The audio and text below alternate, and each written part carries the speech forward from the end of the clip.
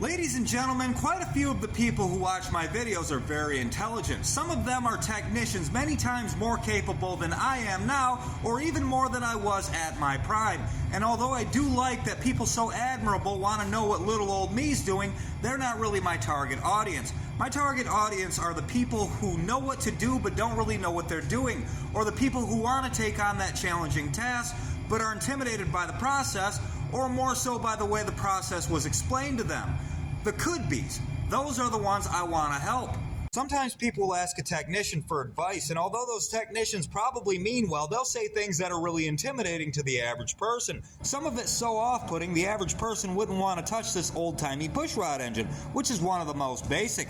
They'll say things like, if you get a speck of dirt in here, the engine will explode and it's going to cost you thousands. Why is that? Or they'll say things like, pull off the V-loam.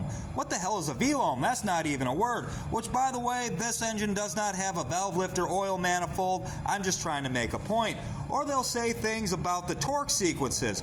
Torque the head bolts in sequence to 59 foot-pounds. Turn them an additional 90 degrees in sequence. Turn them an additional 40 degrees in sequence. How does a person pull that off, and what kind of equipment is needed?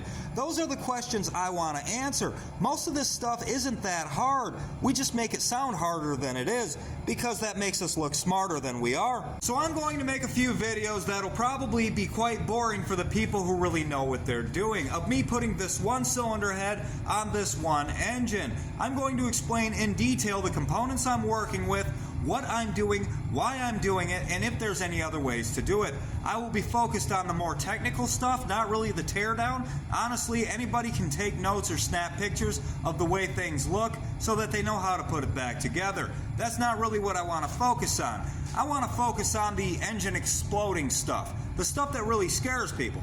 We're going to talk about the cylinder head mounting surface right here that we call the deck. We're going to talk about these alignment dowels right here. We're going to talk about the bolts that hold them together and why we torque them in the sequence that we do. We're going to talk about these components right here. We'll talk about those ones there, why they're separated, and why they're labeled like this instead of 1 through 4, and what this E and I stand for.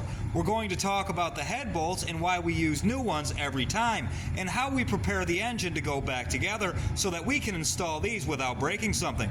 I am hoping to gain followers with this tactic, but what I really want is to stop something I see every day. I want to stop people from trading in their vehicles and making $1,000 monthly payments for the next 5 years because it's easier than making one payment of $5,000 to a technician to fix the car they already know and love. I would like them to have the option of fixing it themselves.